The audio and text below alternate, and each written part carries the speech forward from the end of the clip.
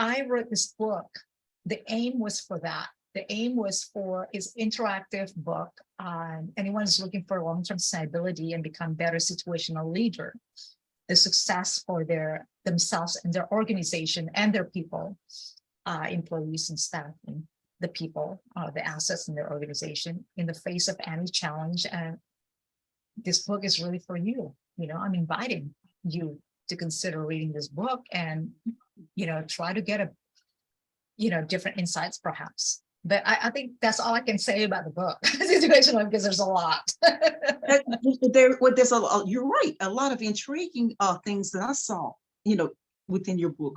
And you're right, because there was so many different aspects of it. Because I looked at when you said, well, what if there's diversity there? What if you're facing diversity? Which today, that's what we do. Like you said, by us being old school years back, we didn't see that as much, right? But now it is truly diverse and inclusive. And so you've seen it. And then what about, like you were saying, what if there is a setback of some type that occurs? What if something happens, in that regard? Then what type of, type of tool would that particular leadership use at that particular time? So you have to really, like you said, look at the team, look at the aspects of the team, look at the different skill sets that are there on that team, and then decide what should be used now. And then also ask them, talk to the team and see how they feel about it. So it's not just about leadership, but about how they feel as well. If your team is, there are going to be team members that's going to be, looking for answers and things like that. But you want to be part of the team with people that have more knowledge than you, more everything than you. I think that's important. I think that's a mixed ingredient, because,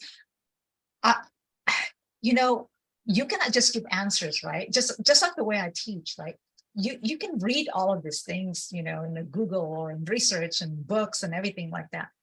But it's the interaction, the communication. And this book talks about that. If you're talking about situational leadership, it talks about that. That the team effort is horrendous. The team effort is like, okay. I mentioned this earlier also. Let me put my mindset here, my mind together framework, what I'm about to say, is that when there is a disaster, a lot of this, unfortunately, a lot of the top don't know what to do, honestly. Morale is so down. Nobody wants to work. Everybody's so sad. No, you know what I mean? And here comes the managers, like, you got to work. You can't take days off because we just lay off so many people. How do you go by that? So the ambiance, or the what do you call this? The atmosphere, the ambiance atmosphere in that office is almost like a cemetery, right? You sit down, me and my team will sit down, and then we'll interview the employees who stayed, didn't get laid off. Very down, very sad. They talk about their families rather than their job, right?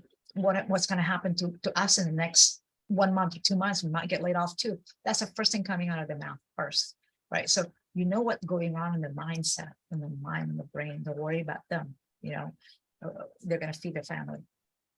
So the second group of people that we're going to interview would be the management. Management would say, nobody wants to work around here. I got to make my report to my upper management. I talk to the directors category. They all sound different also. It's like, no, we got to make more money. We got to do this and this. The C-suite level, they don't give a shit. Just like, we hired you to fix a problem. We hired you to fix a problem. You got to know the answers. You got to, I dream of Jeannie, right? Like a miracle worker. So all of these things is not connected. People have to be connected from the workers all the way up to the C-suite level. So what I did is always have, hey, let's have a town hall meeting kind of type. Back then, we didn't call it town hall meeting, but we're going to have an open communication. You're going to have an open door policy. A lot of companies don't.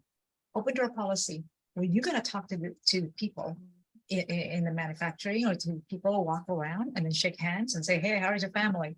Just like a restaurant. Remember the restaurant story in the restaurant? You're gonna have to Yes. do that. It's difficult, yes.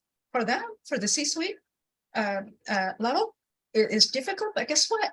That's called empathy. Now these days we call it empathy, kindness, humility, Mhm. right? Leadership have to have that.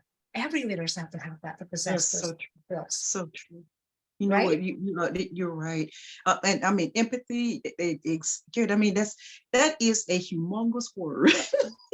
You're right. It is because wherever we are, whether it's in our personal lives or if we're in business, if someone just wants to just like they walk up to you, Nikki, and they want to just bite off your fingers and toes because they're angry, and you calmly just keep your pace, and then that person sees that they can't get you to come over along with them, and after a while they just settle down, don't they?